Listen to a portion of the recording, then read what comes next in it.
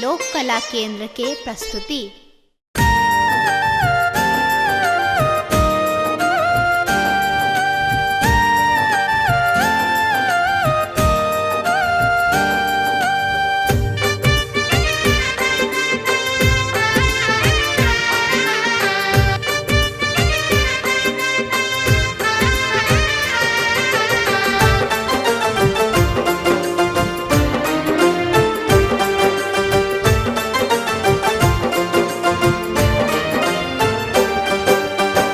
उगना के धाम छे पहुना श्री राम छे, उगना के धाम छे पहुना श्री राम छे। स्वर्गो सो सुंदर आपन मिथिला गाम छे, स्वर्गो सो सुंदर आपन मिथिला गाम छे।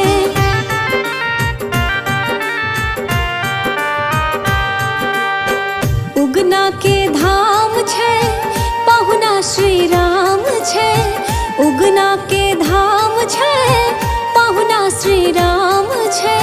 स्वर्गो सो सुंदर आपन मिथिला धाम छे, स्वर्गो सो सुंदर आपन मिथिला धाम छे।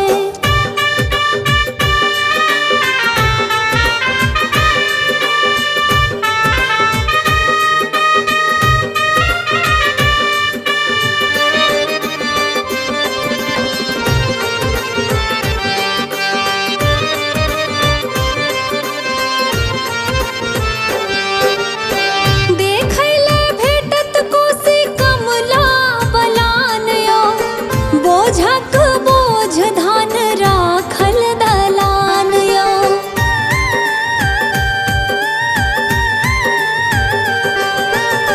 देखैले भेटत कोसी कमला बलान यो। बोझक बोझ धान राखल दलान यो।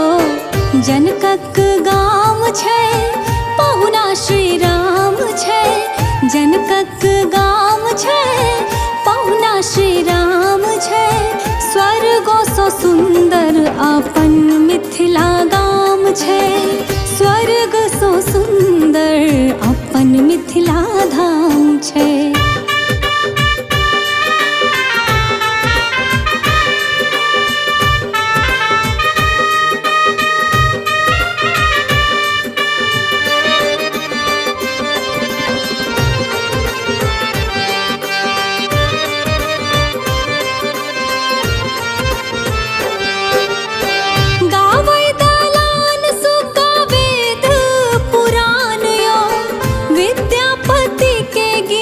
जन जन के गान यो,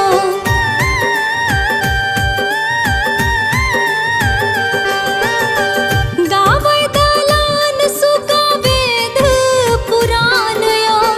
विद्यापति के गीत जन जन के गान यो। भावना समान छे कियो ने आन छे, भावना समान छे कियो ने आन छे।